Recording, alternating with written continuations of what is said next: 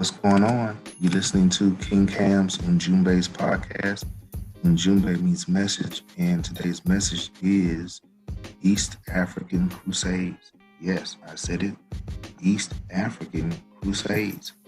Check this out. In East Africa, a series of crusades were fought on her fertile soil. Some had its origin 400 years before the popular medieval crusades, but soon melted into the European and Arab War in one way or another.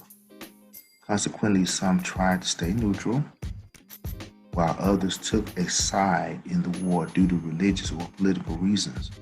Hence the prophetic Bible scripture, princes shall come out of Egypt, Ethiopia shall soon stretch out her hands unto God. Psalms 68:31. Who was involved in these campaigns? Was it Egypt, Sudan, and Ethiopia? Or all of them? Maybe was it because of foreign influence? And what side were they on? Were these groups in Africa Christian or non-Christian? Did they have or may have helped other nations, African and non-African? Did small groups inside of each nation or faction had beef or issues with each other? Which sect or religious sect was involved in this fighting? So we're going to discuss how they got involved in the war, as well as prove that the East African nations had a hand in becoming in the outcome. And during the campaigns, they used different methods, such as unity, to maintain their sovereignty. All right? Now, since the dawn of time, Sudan's territories merged the lands of Kush, Darfur, and Nubian, thus becoming part of the various Nile River civilizations. Nubia, or of Egypt, was below the first cataract of the modern state of Egypt. As centuries went by and as Egypt fell to foreign invaders, Nubia closed her doors and maintained her own commerce by trading goods and gold.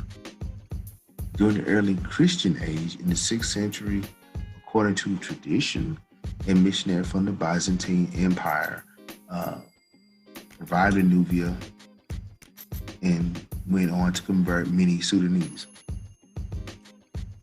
Hence, the Nubian kings during this time, during the 6th century, adopted Christianity as their official religion of the state under the denomination of the Coptic brand of Christianity. So a hierarchy of bishops was established and ordained in Egypt. And as far as politics, the church sanctioned kings of Sudan, confirming the royal line. Moreover, the king protected the church's ideals and affairs. Kings were crowned by their noble deeds in battle and not because of their bloodline. Now, Ethiopia, Sudan, and Egypt were one of the world's most ancient mainstays. Now, the term Nubia, Kush, Kemet, Meroe, and even Ethiopia were oftentimes utilized as a collective term for the Nile River region. From ancient times to the medieval period, the nations along the Nile were independent and sovereign nations. People spoke different dialects, which stemmed from a Nilo-Saharan language, and Nubia was the land of the great kingdom of Meroe, Kush, or in some cases, like I mentioned before, Upper Egypt, which lasted around or before 10,000 BC to 350 AD. That's a long time for a kingdom to maintain its power. Now, upon its decline in 350 AD, missionaries from Alexandria began to come in and convert. Now, the country of Ethiopia, now we deal with Ethiopia, it's also called now the Federal Republic of Ethiopia. Ethiopia is one of the oldest independent countries in Africa and the oldest country in the world. The history of Ethiopia as a nation predates Egypt as well as Sudan. The Greeks gave note to the antiquity of Ethiopia by asserting that Ethiopia established Kemet, and over the centuries, the style of government changed from absolute monarchy to that of a democratic system. Even though Ethiopia was naturally a free country, she had to fight off Arab invasions between 500 AD to 1500 AD. And even the Europeans scrambled for Africa in the late 1800s. Now, towards the end of the scramble, the capital of Ethiopia was established in Addis Ababa. The founder of the capital was Emperor Menelik II. Before the check and balance system, Ethiopia had a governing authority called the Crown Council of Ethiopia. So they had their own way of handling things before Europeans wanted to make their world free for democracy. Now, the Crown Council of Ethiopia, this is a body that gives advice to the ruling emperor or empresses of Ethiopia, acts on the behalf of the crown, and the council members are elected by the monarch. The Federal Republic of Ethiopia has a legal system as well as check and balance system similar to that of the U.S. Parliamentary republic is where the prime minister presides as the head of state.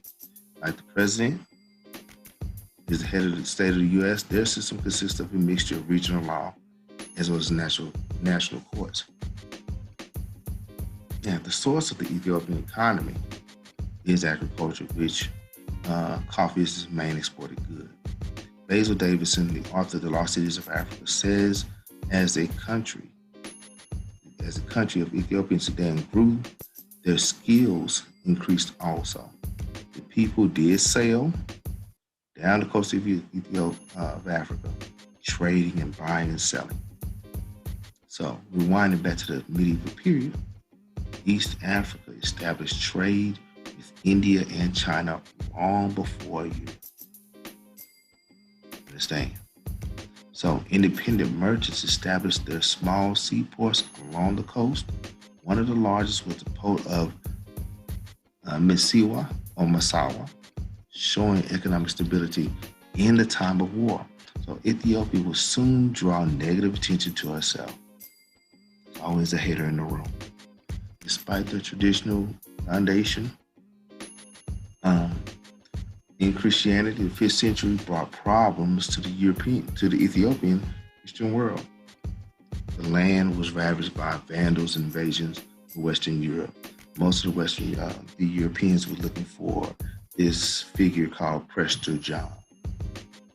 And it was low-key looking for the Ark of the Covenant.